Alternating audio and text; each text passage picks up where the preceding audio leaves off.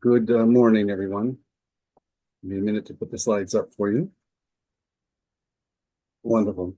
It's so good to be here. I want to say thank you to the leadership of New Mexico Genealogical Society for the invitation to be here with you all today. And thank each of you that are here, taking the time on a Saturday to come and hear a little bit about New Mexico history and genealogy.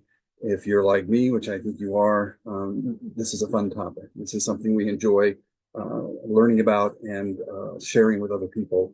And my hope is that today, that even though some of you have been doing this for quite a while, I'm still hoping you're going to find some new information that helps to shine some light and understanding of your ancestral genealogies, particularly from the 17th century. I would imagine that many people here have been able to trace maybe one or more lines back that far. But if you haven't, don't worry, because at some point you will. At some point, just be persistent, and you will trace yourself back to more than one of the families that you're going to see here in the particular presentation. And even as you go through, and I go through this, and you see some of these names, they may be familiar to you because they may be names of people that are within your immediate family, your in-laws. If you live in New Mexico, you're certainly going to recognize many of these names as well.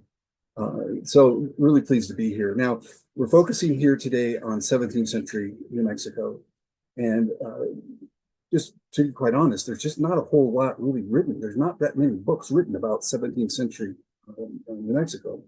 There's some articles that have been published over the many years in the New Mexico Historical Review and a few other places, but not a whole lot about the history. Some of the best work that was done initially was by Francis D. Scholes. He was a professor at the University of New Mexico who really dug into some of the primary documents and began to tell the story. And he published a series of articles, mostly in the New Mexico Historical Review, that were really out of reach for many, many, many years. But now that the New Mexico Historical Review is actually now available to the public and you can download and read past issues, you can find some of his works now. But they are in a serial over a period of time. So you have to be pretty persistent to find them all and pull them together to read that history. Now, some of those pieces of work were put together into two small monographs that were published by the Historical Society many years ago. Again, difficult to find unless you get to a library. One was on church and state. The other one was Troublous Times. Church and state was pretty much related to somewhat what I'm going to go through with you here today, but I'm going to add something more and say a little bit something different than Francis Scholes said about this history. And then there's Troublous Times in New Mexico, which really focuses on the period of about the 1660s and the challenges with the feud with the Inquisition against the governor and his supporters. And then there's some works by John Kessel, like Kiva Crossing Crown. Hopefully some of you are familiar with it. It was a book that was out of reach again, unless you got to a library, but now it is available on the National Park Service's website. You can read it online. You might actually find a PDF of it as well. But it's at least these things are now more available for those of you who want to learn a little bit more about the history of this time period. And I'm talking about period before 1680. And why is it that it's so difficult to understand that history? Well, the main thing is the huge loss of records because of the Indian Uprising. And if you really want to have a sense of the types of records and the volume of records that we lost, take a look at the catalog of the Parral archives. I will do a little Google Parral archives. Hopefully some of you have looked into this.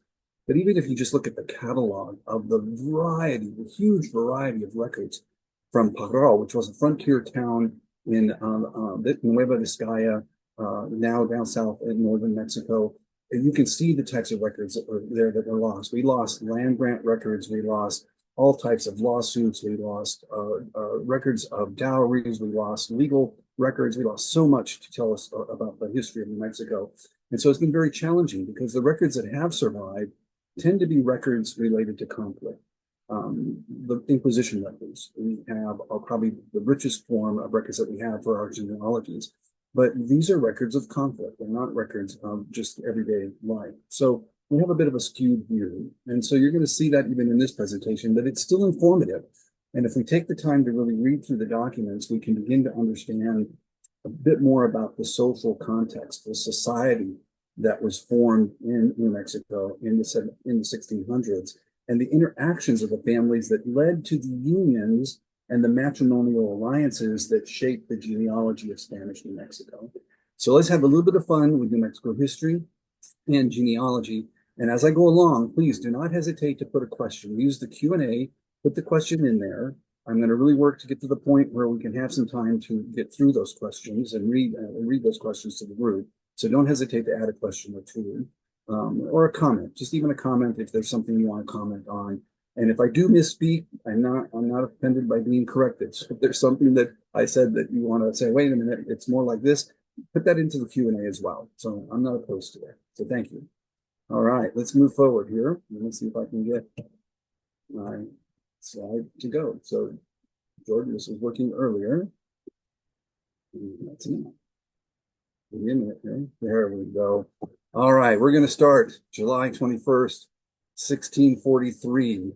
This may not be a date that you're familiar with, because maybe I should say that when you do hear about the history of New Mexico in the 1600s, what you generally hear about is that Oñate came, Oñate left, Santa Fe was founded in 1610, and then there was the Pueblo Indian Revolt. That's generally what you're going to hear about the history. But there's other things that happened. And this was one of the most infamous things that occurred in New Mexico because it was the only time prior to 1680 that any of the Spanish citizens were found guilty and executed of a crime in New Mexico. And this was the date. And here we are on this date, the beginning of summer, but it was still pretty cool up here. We're still in a little bit of a mini ice age, so the temperatures were not any much higher than they are today where I live here in Colorado.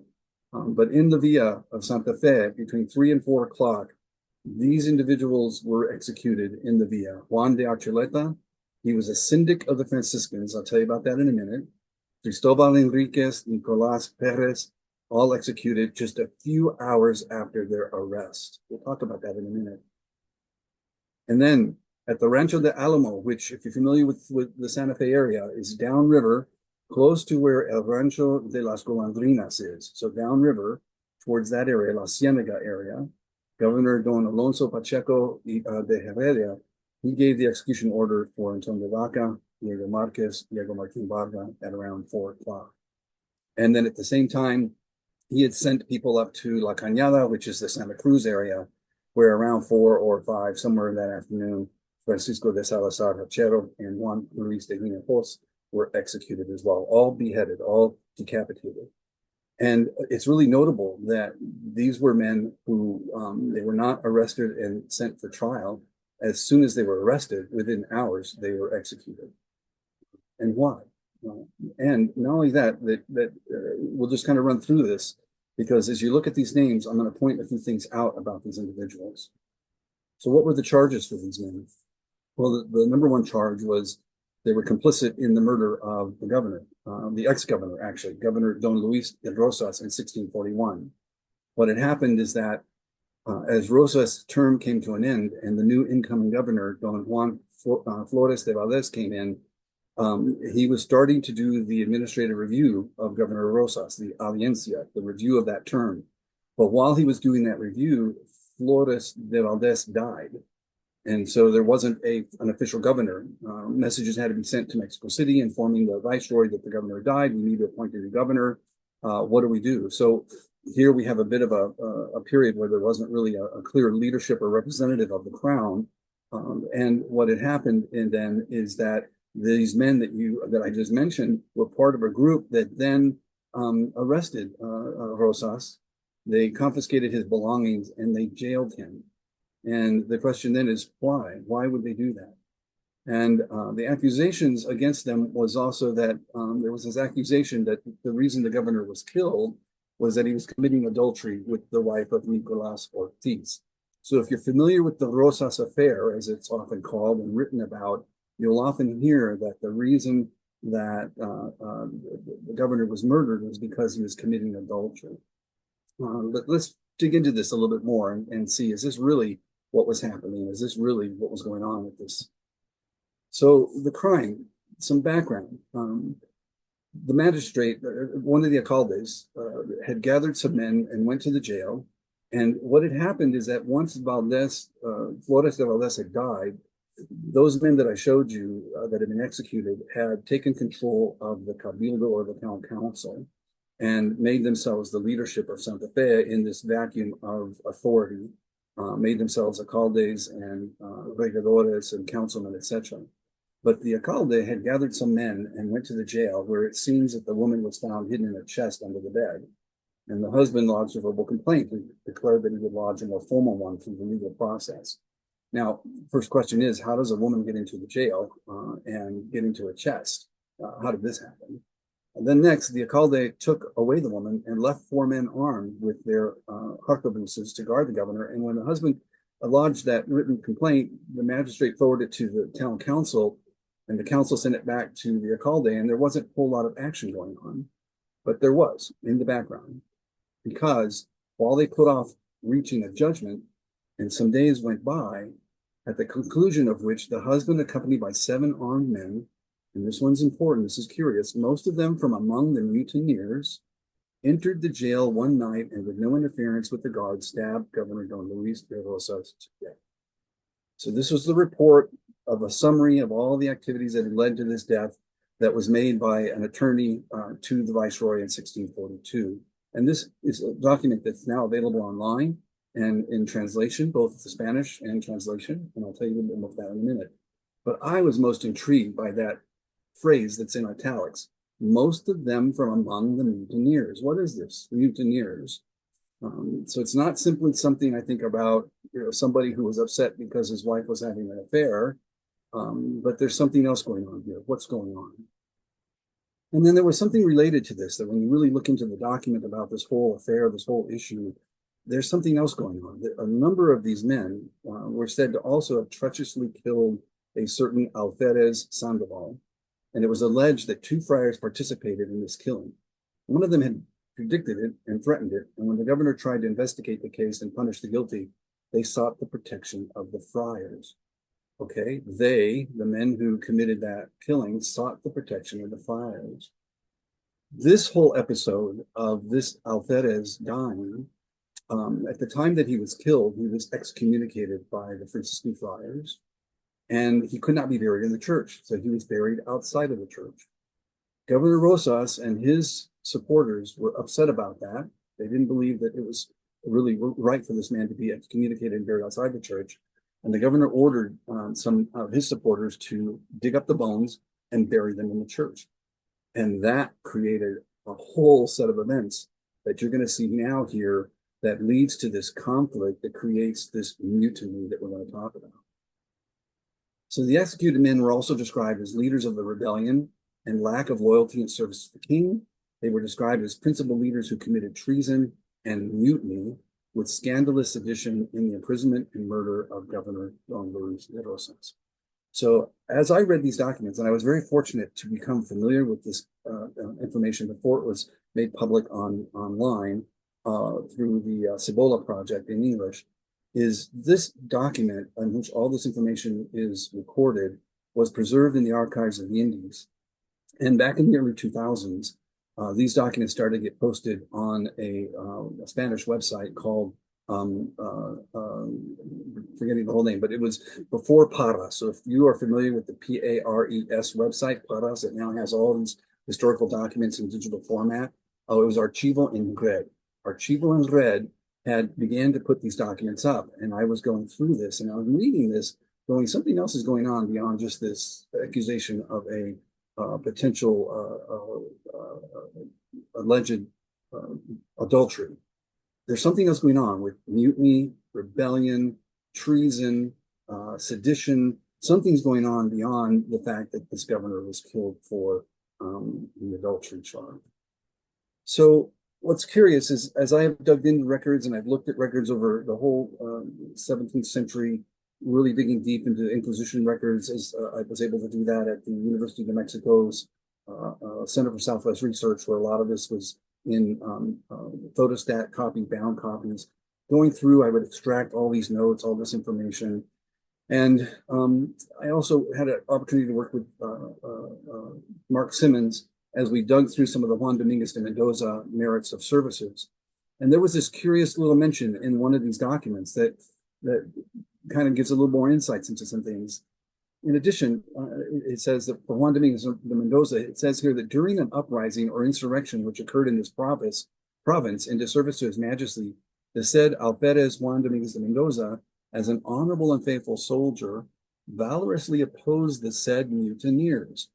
And in the encounter with the aforesaid mutineers, who were angry with those who remained faithful and loyal to the service of his majesty, he received a wound through the nostril.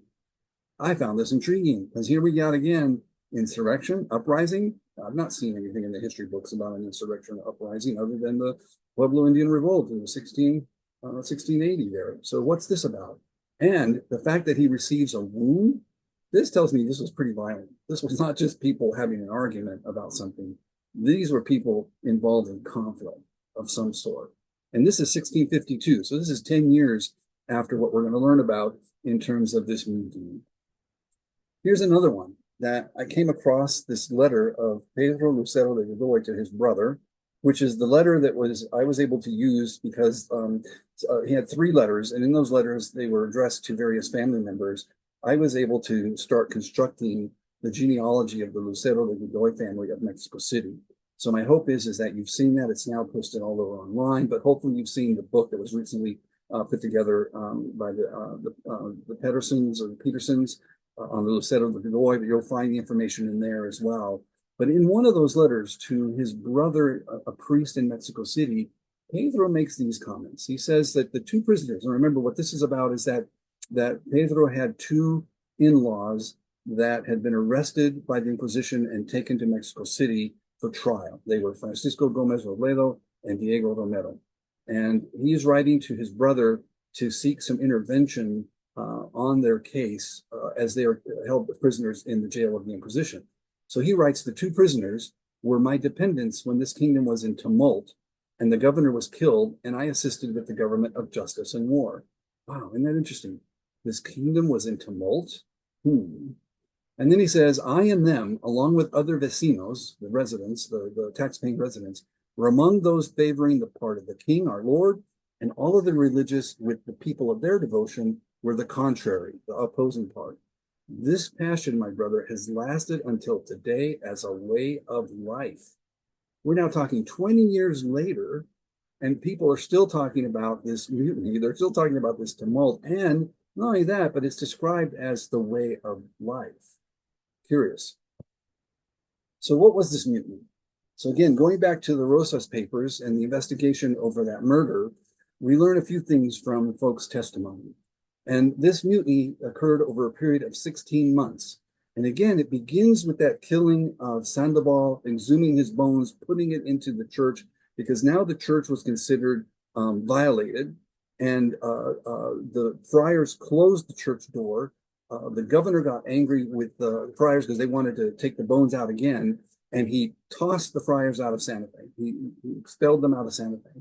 And this starts the beginnings, and it all occurred in January 1640. It starts the beginning of the quote unquote the mutiny.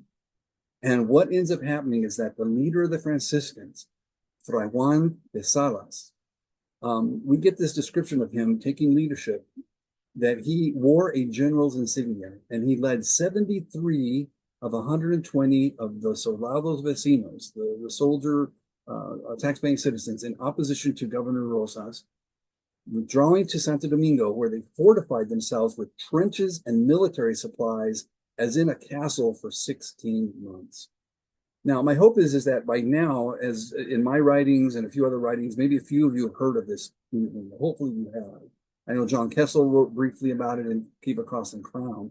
But if you haven't, this is an important one for those of us who have ancestors here. 73 of 120 are in opposition to the government. And when I read this, I'm going, so who are the 73? Who are those people? They weren't named in this document. We get a sense of them because some of them were executed, but clearly we're looking at something going on in New Mexico where people are not getting along. And here it rises to such a boil of conflict that people are now fortifying themselves and taking up arms against each other. And Fray Salas's supporters, they attacked and stole the cattle of the governor and the soldiers that were loyal to the king. And this is the description that in the record, 73 of 120. So I didn't invent that number. It's in the record. That's the majority, pretty close to the majority. The father custodian, that's Salas again. He's wearing the general's insignia.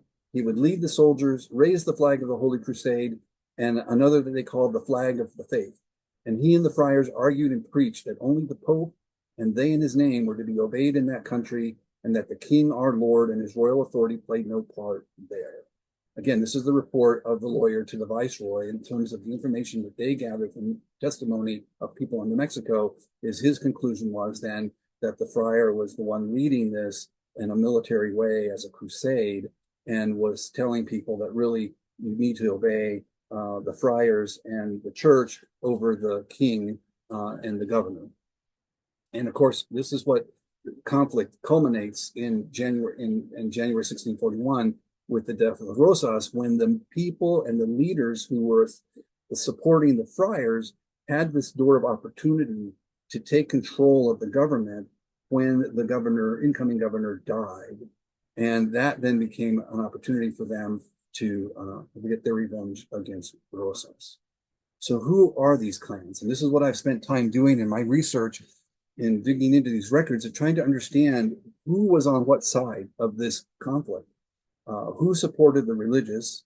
And in the records, they are referred to as protectores de los religiosos, so the protectors of the religious. Who were they? And who were the people that were parte del rey, the royalists?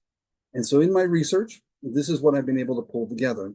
And you'll see that the names in yellow are families that have their origin in the Oñate area. The ones that are underlined in italics, these are people who had been arrested by the governor at some point in their lives, or some family member had been arrested. And those with the asterisks are the ones that were executed as, quote, traitors to the crown for the murder of Rosas. And if you are like me, which if you've traced your ancestry back this far, I bet you're going to see names of your ancestors here, because I certainly do. I see plenty of names here. And some of these names, many of these names are still around in New Mexico. But you can get a good sense here of these are the folks that were part of this supporter. I don't come up with 73, but I would imagine that there were multiple members of these families involved. So I just don't have a list of 73, but it kind of gives you a sense of who was supporting this. But I want to point out that not all families were all in on things. And so you see that Dominguez family there. You're going to see some Dominguezes on the side of the governors, even though you see a few Dominguezes here. You're going to see a Martin Serrano on the side of the friars, another Martin Serrano on the side of the governors. So you're going to see this split going through this way. How about the supporters of the governors? The Parte del Rey, the royalist. Take a look at these names. Do you have any ancestral names here? I do. I have quite a few of these ones. So again, the ones in yellow have their roots in the Oñate area. The ones that are underlined, they have people who were denounced to the Inquisition by Franciscans. And so when you understand this social context of this conflict, when you begin to understand this, you begin to see that in New Mexico, the Inquisition was used as a political tool to hurt people, to diminish people's authority, to diminish people's economic power, to diminish their whatever they were. The Inquisition was not simply we're trying to uncover some sort of heresy. It really was, and I'll tell you a little bit more of that in just a minute. But you can see that the ones that are in italics, these represent 4 of the 6 Inquisition trials of 17th century New Mexico. So keep in mind that even though there was a bunch of denunciation made, there were only 6 Inquisition trials, only 6 people who were ever arrested and sent to Mexico City to be tried. And of those 6, 4 of these were people who were royalists. Right? Now you're beginning to get a sense of what's going on here, whose side are you on, and as you begin to read or look at the records, keep an eye on this. When you read a record and you read somebody's testimony, you might want to look at who that is and what family name they have to get a sense of which side are they on. Because I can almost tell you that when you look at these Inquisition trials of these 4 men or these 4 people, that the people who are testifying against them, guess what? They're going to be from the opposite faction. So my question then, as I've read through this, is although Franz Scholes had called this a conflict of church and state, I don't see it as church and state. Because we're not talking about, even though someone says, we want this to be about the Pope's not involved here. The Roman Church from Rome is not involved here. And partly because where all this conflict starts, as you really look into the records, is that this is more state and state, because you have to remember that in Spanish society, the Spanish monarchy was a theocracy. it was so intertwined with the Catholic Church that even the Council of Indies, which oversaw the governing of the New World, etc., had friars and church people on it. Even the Viceroy consulted theologians about this. And you're going to see here that even the Franciscans in New Mexico, they weren't making a plea to the Pope. They were making pleas to the Viceroy. So how do we get to this point? Because we're really talking state and state, not church and state. But we could be saying it's the religious versus secular. That we could say, but it's all within the Spanish framework of that mix of Catholicism and government. So let's go back in time to understand how did this get started? Because this mutiny was not a singular event. And you certainly saw that in Pedro Lucero de Godoy's letter when he says this was a way of life. It even goes further back, and let's go to 1608. At this time period in New Mexico history, Don Juan de Oñate is, his star is fading.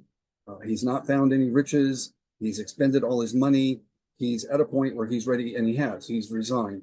Now he's just waiting for the resignation to be accepted by the Viceroy and the King before he leaves New Mexico, but he's pretty much given it up. He's ready to go.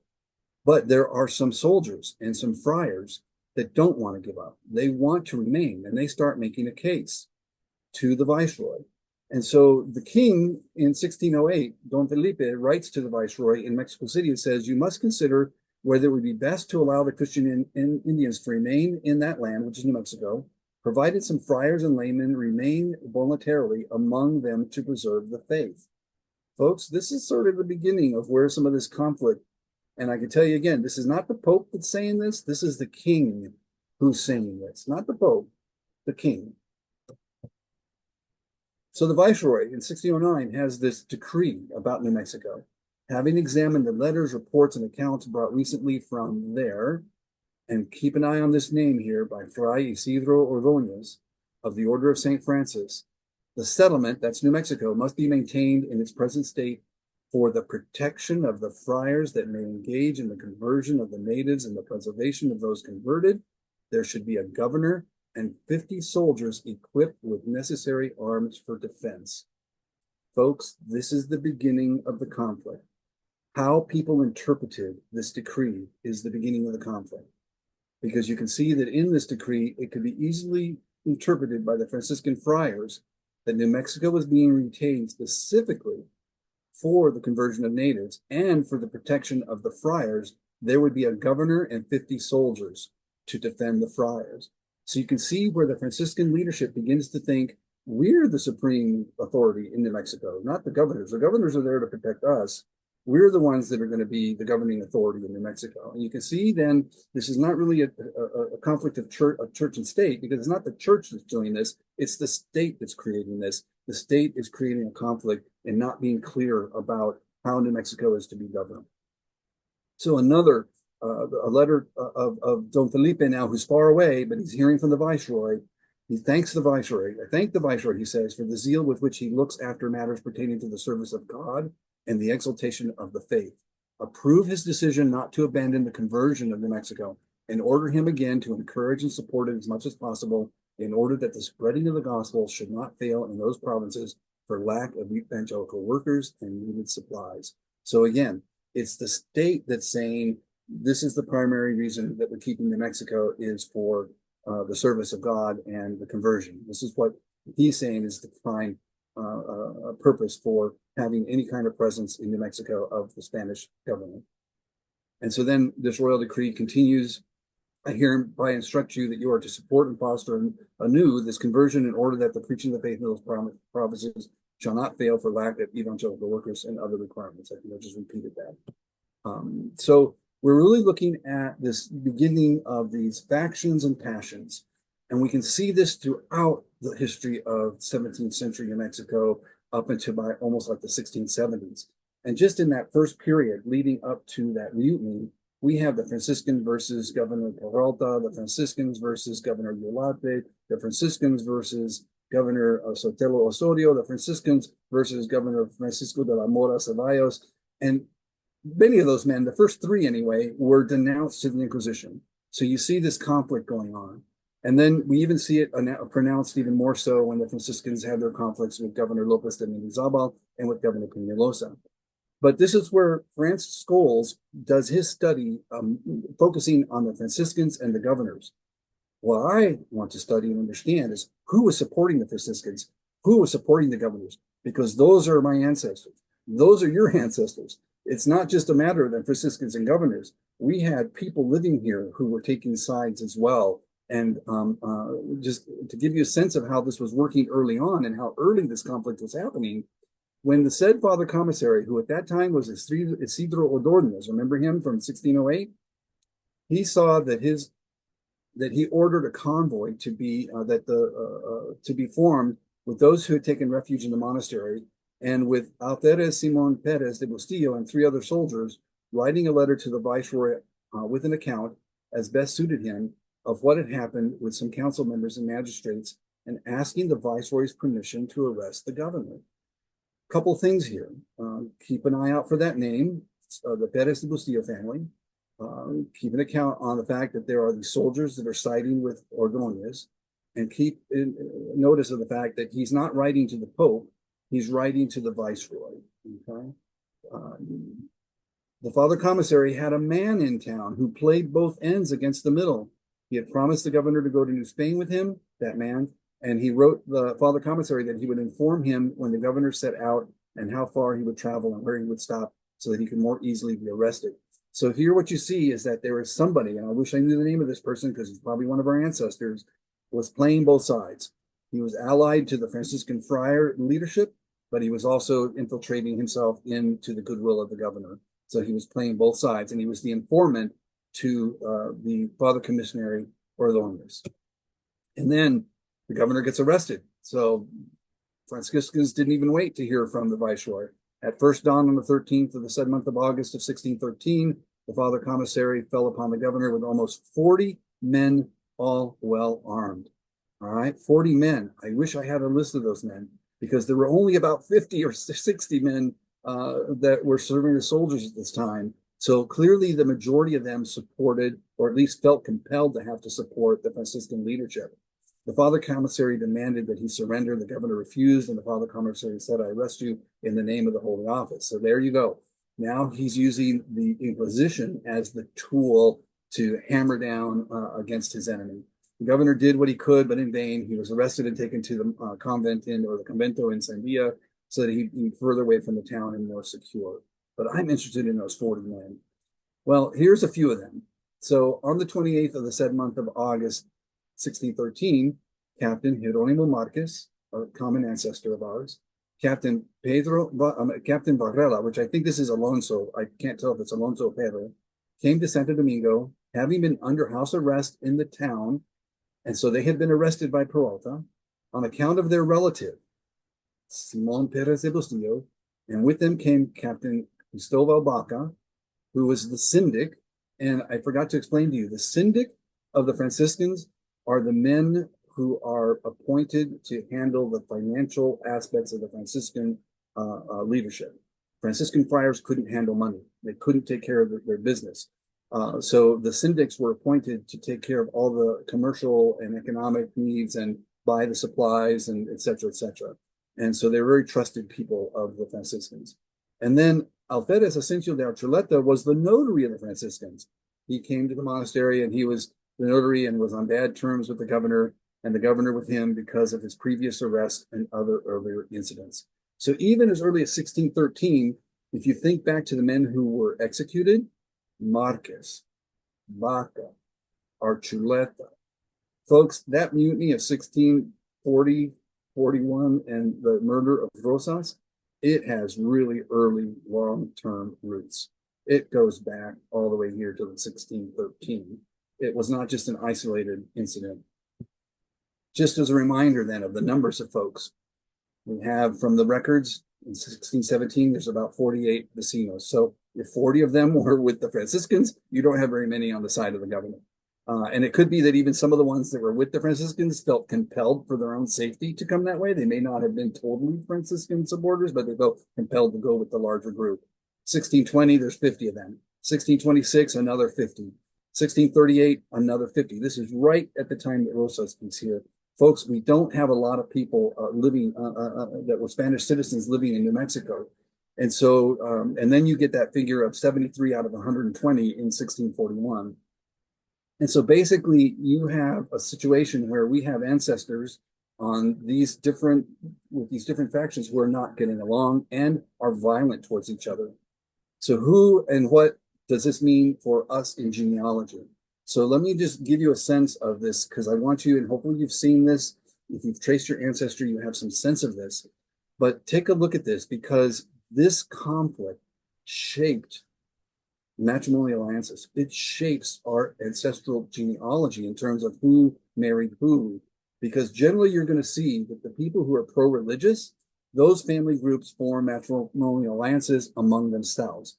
Those who are pro the king or the governor, they form matrimonial alliances there. But there are some that cross boundaries, and I'm really intrigued to learn more about that.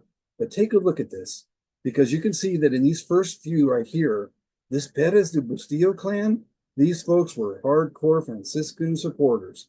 They, from the very beginning, this whole clan who became related to the Archuletas, to the Varellas, to the Hinojos, to the Bacas, to the Marquez family, all of these folks all of a sudden are all one big group of expanding numbers of people with their families growing that make up a big contingency of the pro-religious folks. So you can see this in this whole first list, all the way down to Cristobal Enriquez, who was married to a Marquez, who was somehow an in-law of the Perez de Bustillo, and he's one of the men that gets executed. But he's also related to the Carvajal family. And so that his daughter, Estefania Enriquez, is married to a Carvajal. And then we have Jeronimo Carvajal later, who marries a Marquez, who's actually a member of the descendant of the Perez de Bustillo clan. So you begin to see this interrelationship of these folks because of their political affiliation, their factional affiliation, they're intermarrying with each other. And now let's look at this one, the Juan de Victoria Carvajal and Isabel Holguin. We know that Isabel's parents were definitely folks that sided with the Franciscan friars. But here we see Fernando Duran Chavez. He gets connected to the Carvajal family, and the Durans become associated with that anti-king faction, with the pro-religious faction. But you can see in all these names here, Holguin, Carvajal relationships, the Varela with the Holguin, Victoria Carvajal relationship. And then we begin to get into this Mendoza, Dominguez de Mendoza, Duran relationships with Tomé and his sister. Let's see, Pedro Duran is married to the Dominguez de Mendoza clan. Descendants of Duran Chavez continue to intermarry with the Dominguezes. The Chavezes begin to intermarry with the Marquez and the Carvajals. Now you begin to have a better understanding of these alliances that are occurring here all the way into the 1680s and 1690s. And then we have a few others here. The Lopez Baca group. The Carvajal Necora is an older daughter of Juan Victoria de Carvajal, and she marries into this Gonzalez clan. We see connections here between Marquez and Dominguez de Mendoza, the Marquez and the Chavezes. And then we have the Lopez del Castillo intermarrying into the Archuleta clan, the Archuleta clan intermarrying with the Lujans, and the Lujans intermarrying with the Sernas. All of these folks at some point being associated with the pro-religious groups. And then we get the connections with the Trujillos, who had their estancias down near Bernalillo, today modern-day Bernalillo. But you can see the Trujillos get intermarried into the Perez de Castillo. The Baca family and the Trujillo family get aligned. The Hurtados and the Trujillos become aligned. And then the Hurtados and the Durán Chavezes become allied. And then the Hurtados with the Varellas become allied. Now we have the Ruiz de Cáceres and the Bacas connecting. And then the Lujans with the Ruiz de Cáceres. And then we have Jorge de Vera, new family group, getting allied to the Bacas. And then the Baca Jorge folks getting aligned with the Montaños. And then we have this other group, the Lopez de Gracia clan, which had its roots mainly in the Isleta area and also in the Las Salinas area. But you can see here then the Lopez de Gracia were definitely anti-governor. They were pro-religious. They handled a lot of the commercial trade for the Franciscans. But you can see all of these folks, the Apodaca, the Montaños, Lopez de Gracia, the Valencias, the Cedillos, and the Nietos, all joined in, intermarried, and forming a clan that is pro-religious. Now, what about the pro-governors? what's happening there. And most of these folks lived in the Santa Fe area or in the Santa Cruz or La Cañada area. So we have the Anaya Almazan clan intermarrying with the Lopez Zambrano, with the Rodriguez. Then we have this Griego de la Cruz clan, the Bernal Griego clan, intermarrying with the Duran family, intermarrying with the Gonzalez, and then, of course, the Griego name that gets passed on in our genealogies. And then we have this other connection here. Lopez del Castillo is actually connected to the Griego clan. And now we start to get to the Lucero clan and their relationship to the Montoyas, which is Petronila de Zamora is a Montoya, and their intermarriage with the Gomez Robledo clan. We do have, and I should have put this one, the Dominguez de Mendoza with Lucero should have gone in another category, but still, you can see this connection between Lucero and Romero occurring here. The Martin Barba was split from pro-governor and pro-religious, but again, you can see the Montoyas connected with the Martin Barbas. The Lopez de Ocantos married into the Montoya family. The Moraga family married into the Bernal family. The Moran family related to the Durans, which are Griegos, and the Pachecos get allied with the governors as well, and to the Montoyas. And then there's that famous Gomez Robledo family, and the connections they have with Diego Romero, who gets arrested by the Inquisition, who marries a Lucero de Godoy, on and on. Now, this is interesting because there are some families that don't adhere to staying within their own factions. They actually start reaching out beyond their faction. I want to learn more about this. Unfortunately, we don't have records of dowry. We don't have other records to tell us why would these clans start to intermarry from different factions. Why would the Perez de Bustillo marry an Anaya? Well, partly it could have been location because the Anaya had land in La Cienega and the Perez de Bustillo had land in La Cienega. But why would that happen? And we'll explain that in just a minute. So why would the Dominguez and the Anayas come together? Why would the Dominguez and the Duran Chavez come together? Because Juan Dominguez was not like his brother Tomé, and Juan was definitely pro-governor. His brother Tomé was pro-religious. You see this Duran Trujillo connection, the Duran Marcus. So people are crossing boundaries. Although Alonso Garcia was definitely pro-governor, his wife was from a clan that was pro-religious. And then you see this Griego Lujan connection as well. Who knows why these groups decided to cross boundaries, but they were able to do that. We have more here with the Madrids and the Marquez, the Madrids with the Varela de Rosada, the Madrids with the Ruiz de Cáceres, the Madrids with the Varelas again, even the Romeros reaching out to the Archuletas and to the Perez de Bustillo clan. So it's real curious to me, but partly to keep in mind that by the 1650s, 1660s, these were the most prosperous families in New Mexico.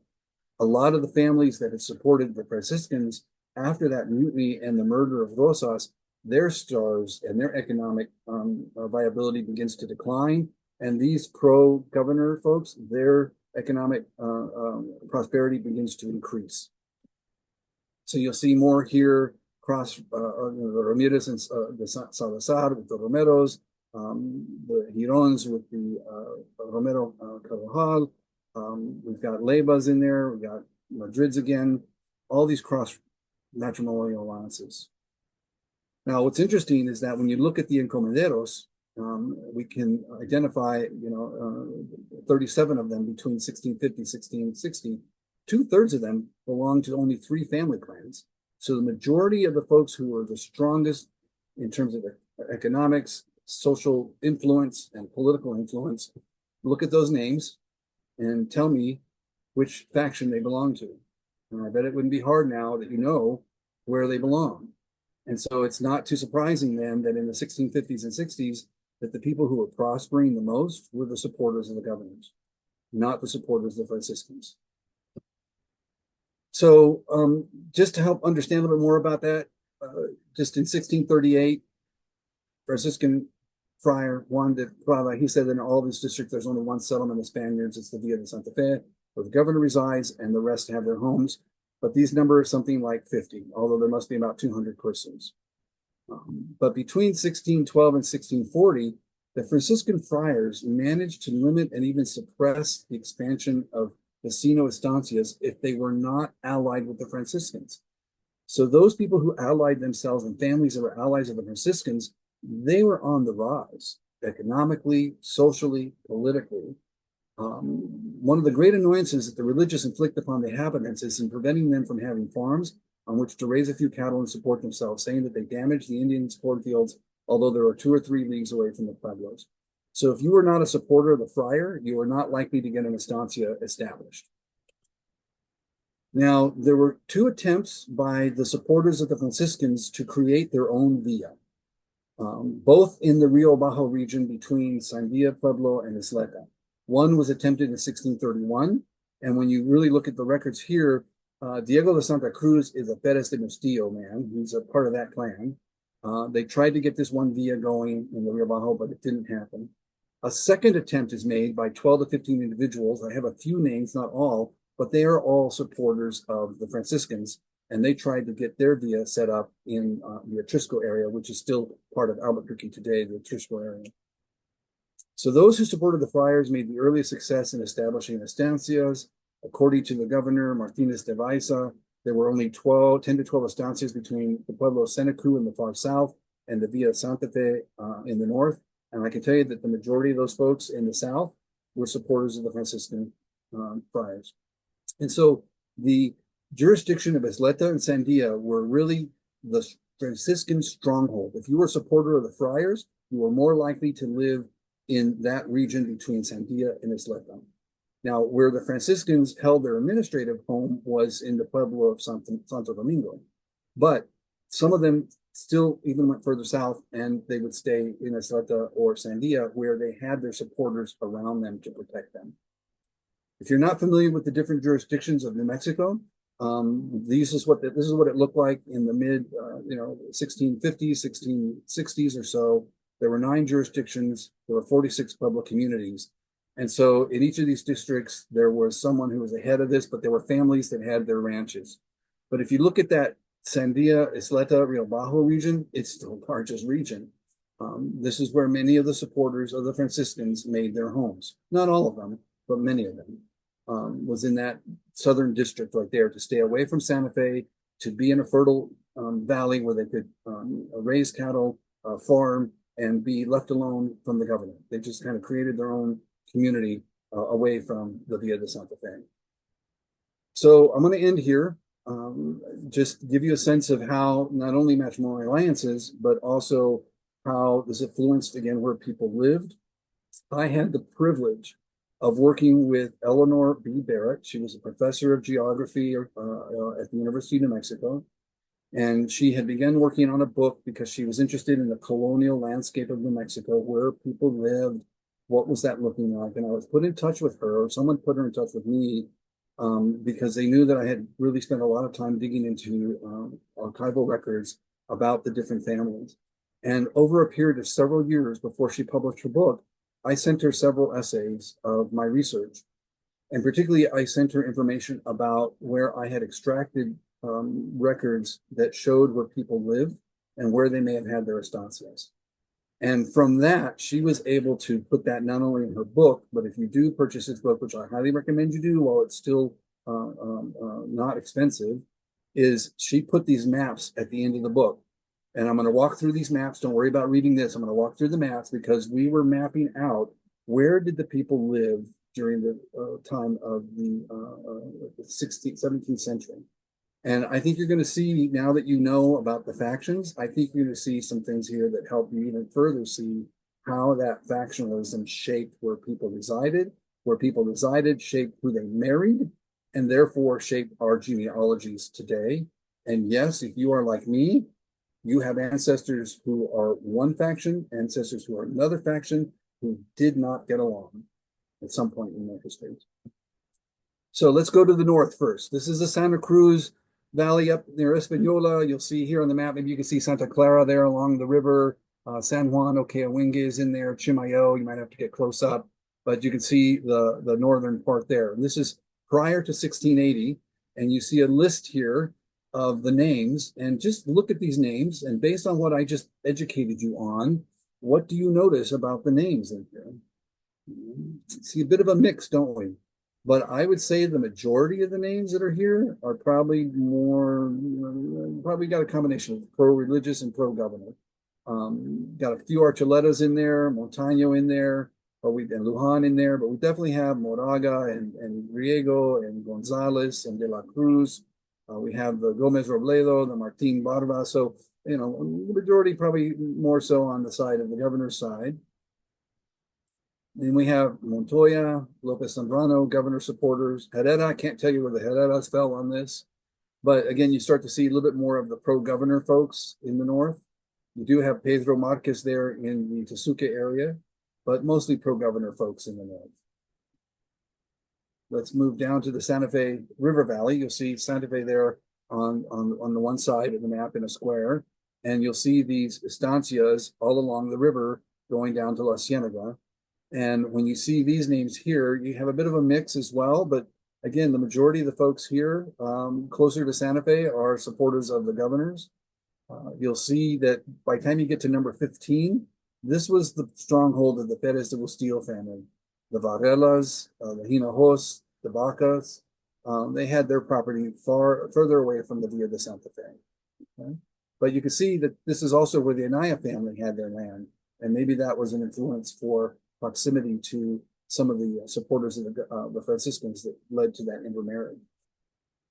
Now let's go downriver. Let's go down. This is now looking at between Angostura, or let's say Bernalillo in the north, modern day Bernalillo, and going down south past Isleta, and even further south than that. Take a look at the names here. And as you look at these names, you'll see a bit of a mix as well, but the majority of these names are people who were supporters of governors. The Salazar, the Baca, the Dominguez, got the Trujillos there, the Carvajals, you've got the Durani Chavez, you've got the Lopez de Gracia, you've got the Holguins, you've got the Valencia. You have a few of the others that are further south. Let's go through and see who else. I think that's it. So let's conclude with this, is that this interaction, this conflict between, are you supporting the authority of the Franciscan governors as the supreme authority in New Mexico, or are you supporting the supreme authority of the representative of the king, the governor, had a long memory. And so I'm going to take you now to 1681, where a supporter of the governor, Francisco Gomez Robledo, who had been arrested, taken to Mexico City, tried, exonerated, came back. But talk about the long memory, that he was giving testimony against Pedro II Durani Chavez, who had abandoned the El Paso region and gone further south. And he says that this man, he has been a turbulent man, being exiled for his crimes during the governorship of General Don Luis de Guzman, and he was forbidden to return to the kingdom on pain of death because of his complicity in the death of General Don Luis de Rosas. So even as late as 40 years later, people are still remembering this conflict and what happened here. This long memory here, a recommendation to the governor, this should have been Governor Antonio de Otormin, so my apologies on that.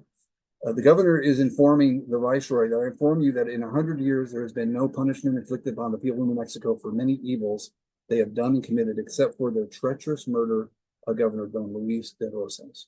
So even in 1682, Governor Otormin is still remembering this. Now, I'm realizing that I left a slide out. There's another slide here, because there were some men who were part of this mutiny that were complicit in the murder of the governor, who were not executed. And they were members of the Ramirez de Salazar family. They were members of the Duran Chavez family. They were members of the Lopez de Gracia family. They were members of the Salazar family and the Lujan family. So my apologies for not putting them there, because that would have helped you understand that those people, they were given a chance to swear loyalty to the king and were not executed. But they still had their own passions more towards the Franciscan fathers. So I'm going to end there with that piece there and see if there's any questions about this as we talk to the conclusion here. What are some questions that people have or comments? So I have some questions in the Q&A. Okay.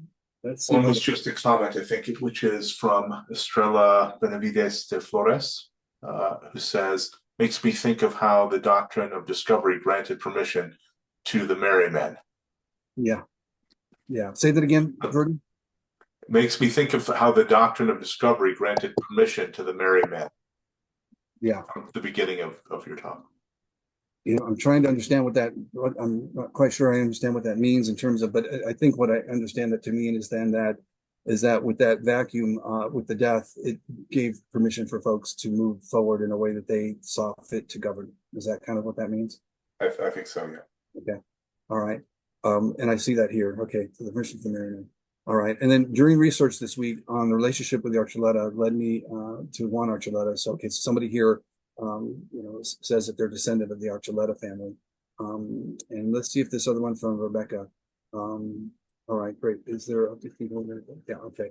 Yeah, certainly I do try to keep things updated. If you're familiar with my work on the Beyond Origins of New Mexico Families, folks, the biggest challenge that we have now, which on the one hand, the internet is a blessing. It's amazing the kind of documents that we can find, that you now can actually see some of these documents, particularly with the Cibola project. If you were just to type in Cibola project, they have really worked hard to put together transcriptions of some of these archival documents that we have used, that Brian Helical Chavez used to shape our genealogy.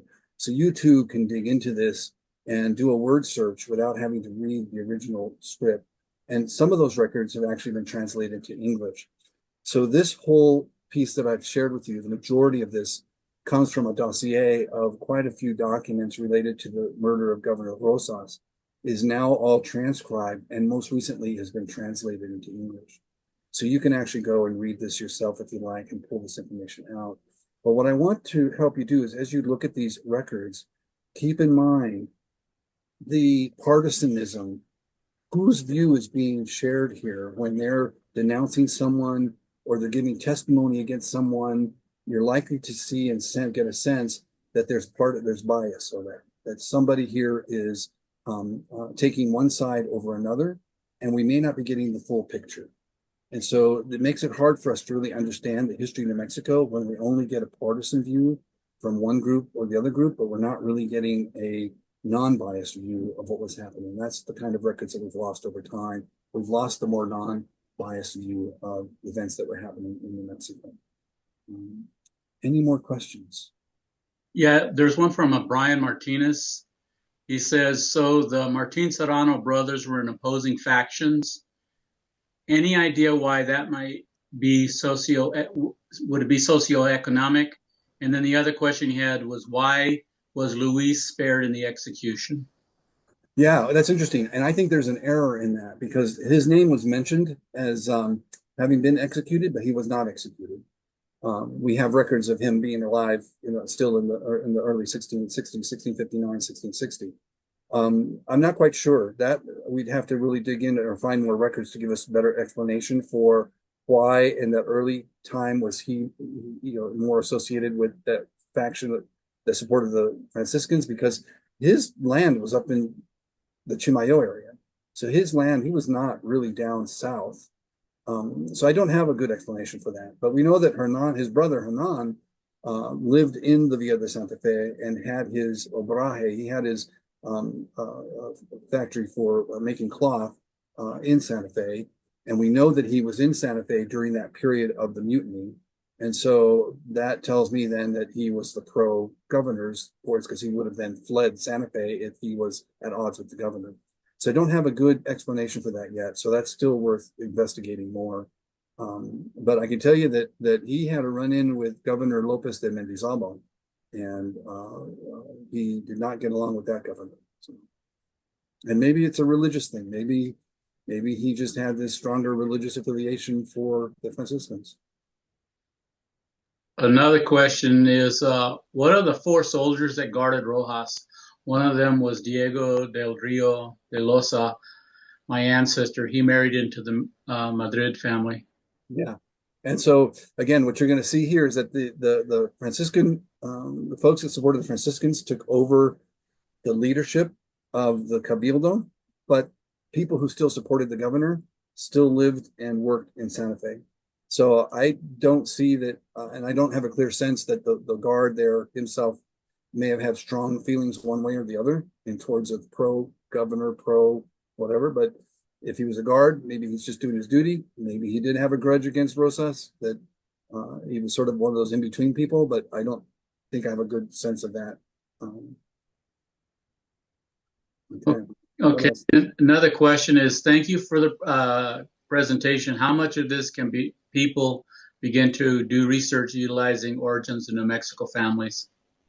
Yeah, you can. I mean, certainly I would recommend everyone, if you don't have a copy, and now, again, the miracles of the internet, you can find PDF copies, or you can order. I would even recommend, even though you can find PDF copies of the 1975 edition, and there might even be copies of the 1954 edition, you really want the 1981 edition, which is still available for purchase on Amazon. I would recommend that you get the 1981 version because it has much more added to it than the 1954-57. It has the addendum to origins in New Mexico families, and it has a whole list of names of folks who came in the 1800s as well. So I'd recommend that book. You can get it. I don't know if it's available digitally, but you can get it through online book sources or from the Museum of New Mexico Press online. But yes, you can. If you take a look at that book and you look at the families, you can certainly put together the matrimonial alliances, but you may not see the factionalism as well identified there. Chavez will make a mention that says, yeah, these folks supported the Franciscans. Yeah, they supported the governors. So you start to get a sense of that from Chavez. He was able to point some of that out. But it really is important, I think, to look, when you look at the archival documents, to keep that perspective and that filter in mind when you're reading these pieces. And then also even just when people get married, you have to think that, well, maybe that was the reason for this matrimonial alliance was either because we kept it within the clan and we kept it within the faction, or we tried to reach out and make amends with each other outside into these two different factions. Anything else? Yeah, there's another question. Since the men that were executed have descendants today, they must have been fathers already. So the question is, what age group would you guess they were in? Most of these folks, well, we can find their ages. I haven't put that together. We can make a little chart of that. Alonso Baca was born around 1600, early 1600s, so he was already in his 40s. Some of these other folks were maybe in their 20s to 40s, most likely. I think Alonso might have been one of the oldest ones, if I think about that group. Diego Marquez, he was a kid when his family came as well. So I probably in their 20s to 40s, I would think, most of them. And Alonso, it was interesting because Alonso was really regarded as the head of this group. He was really regarded as the main leader, and that he seemed to, people seemed to think or believed or at least said that he held a lot of authority in New Mexico. And so that if there was a ringleader to this all who was a very strong supporter of the Franciscans, it was Alonso Baca. Okay, another question is, in your opinion, would you have likely authored the secret letter that compels, sorry, the thing just moved on me. Let me ask that again. In your opinion, would you have likely authored the secret letter that compels the executions? I'm not sure what that means. Yeah, because that's what happened was that because these men didn't really stand trial, information was collected and forwarded to the viceroys. These guys, as far as I can tell, there was no trial for them. They weren't arrested and held in a jail somewhere. And that letter that did come in secret was issued by the viceroy to the governor, which is why when he received that letter, these men were arrested within hours of, they didn't have time for a whole lot. Even I think one or two of them weren't even able to give confession before they died. It happened very swiftly. So it was authored by the viceroy. Is that what you're saying? What's that? It was authored by the viceroy? Yes. Yeah. Well, it came from royal authorities. Yeah. It wasn't just the governor making up his mind to do this.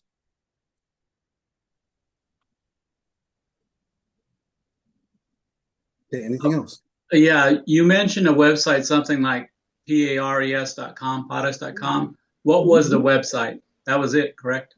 Yeah, that's it. I don't know if it's .com, but it's Paras, Pares, Paras, the Portal, Archivos de España. So yes, maybe we can put a link in here for folks, or we'll figure out where. I would imagine it's on the New Mexico Genealogical. Might be a link that you guys have on your website as well. But Paras is a place where you can get access to all kinds of records from the Archivo. But I would recommend, if you want to begin studying more about the history of 17th century New Mexico, if you're willing to dig into the archival records, go to the Cibola Project. And you will find, some of these Inquisition records are available for a few of the folks that were arrested. You have to be patient though, folks, because this is like word by word, paragraph by paragraph, page by page research. It's the painstaking stuff that many of us, like myself and others, I enjoy doing that. I enjoy reading all the words on these pages. I enjoy reading them over and over again. I enjoy extracting information and putting pieces together. If you like doing that, you now have the opportunity to do that without having to read the original document. You can now read the transcription. And certainly being able to have a search function makes it easier to kind of bounce around a little bit quicker as well. So you too can dig into this. And there's plenty of stories to tell. There's much more to read and learn and to write some history from these documents. There's just so much to tell. Even though we've lost a lot of records, what we do have is still very rich. And Chavez put that book of Origins of New Mexico Families together mainly using records of the Inquisition, mainly. Okay. Anything else? Yeah, can you provide a list of the sources you mentioned at the very beginning of the talk? Yeah. So Kiva Cross and Crown by John Kessel. Kiva Cross and Crown by John Kessel. If you put that up in your search engine, you should be able to find it on the National Park Services. I think you can read it online. You might be able to find a PDF version of it, but you can at least read it online. And then the other one is France, France, V. Scholes, Scholes, Scholes. And one of his pieces is on church and state in New Mexico. But again, there's not a book on this one so much as it's a series of articles in the New Mexico Historical Review. So if you just type in New Mexico Historical Review and you get to their website, I believe you can actually search by authors' names and you can find some of the articles. And then his other one is Turbulent Times, which is harder.